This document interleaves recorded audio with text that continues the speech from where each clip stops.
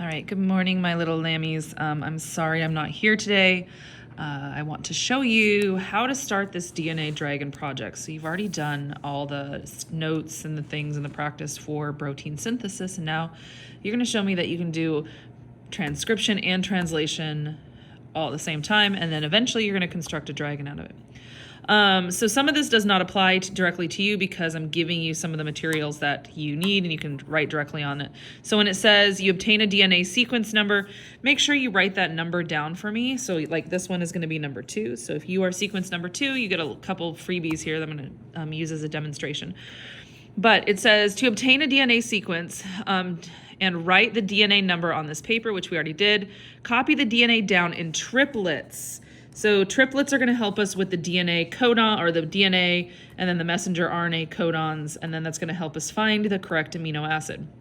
So it says, do not write on the DNA sequence sheet. If I was here, I would have a bigger paper for you, and then I would actually just recycle all these and everybody would use them each class. But you can write directly on them, so this way you don't get confused. So the best way to do it, you still have to copy it, even though you have it.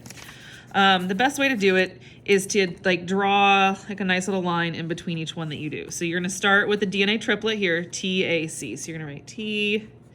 And you want to be very meticulous, because if you're not, you're going to mess up the whole thing. And you'll find out at the end that there should be a triplet ending. So your last 3 letters, you should have 3 letters. If you're a short one, or you have 1, or you only have 2, you messed up your whole sequence. And I promise you, these are all 100% accurate and correct in their DNA sequences because they've been edited over many years.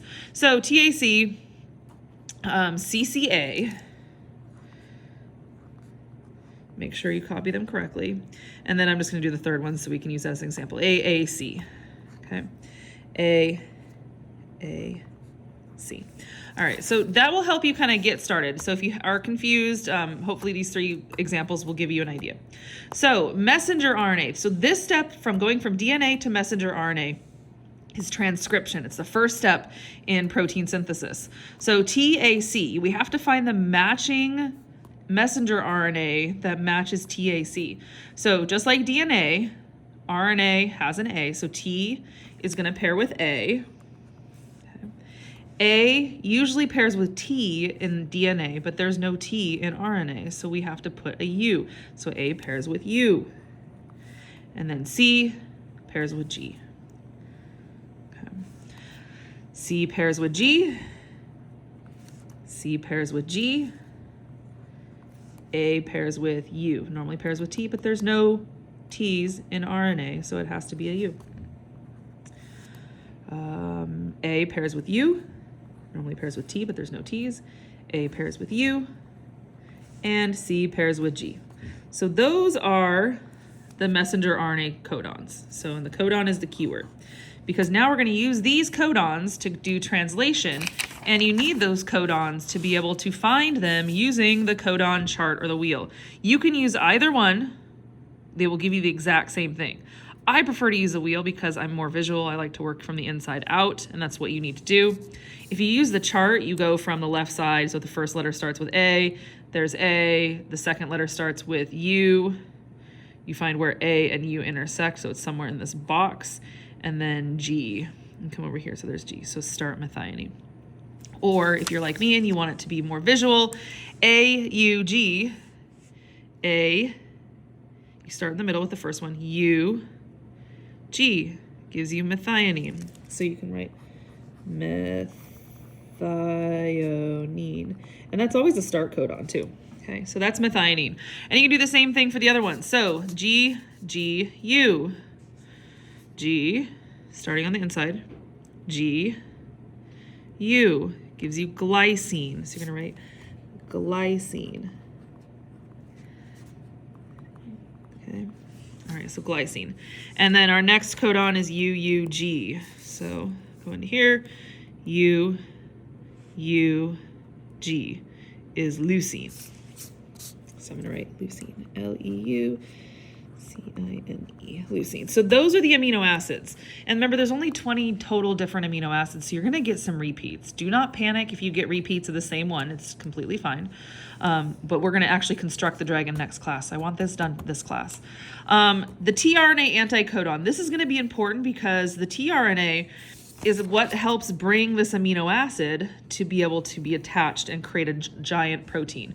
Most proteins are 100 to like 100,000 of these amino acids large. So they can be really, really big, but for the most part, we just need to know this small section. I'm not gonna make you do like 100 of them. You might have to do a maximum of 30, because I think, yeah, so the longest one this goes to. Some of you are not gonna have codons, or not gonna have DNA sequences that go very far at all. You might have some that stop at 23, that's completely fine. You might have some that go all the way to 30. It just depends on the DNA sequence that you have. So the tRNA, how do we find the tRNA? The tRNA matches the messenger RNA.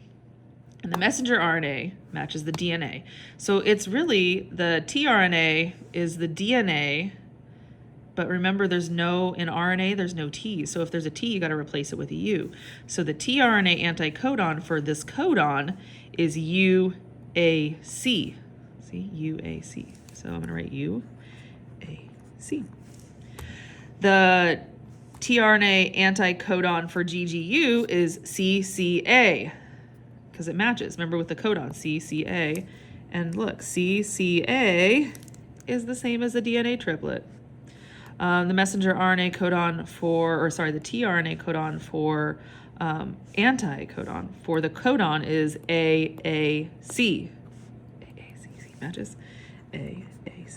So you need to do this for all of the DNA sequence that you've got. So as you go through it, please make sure that you mark it off. See, some will have to go. So there's another triplet.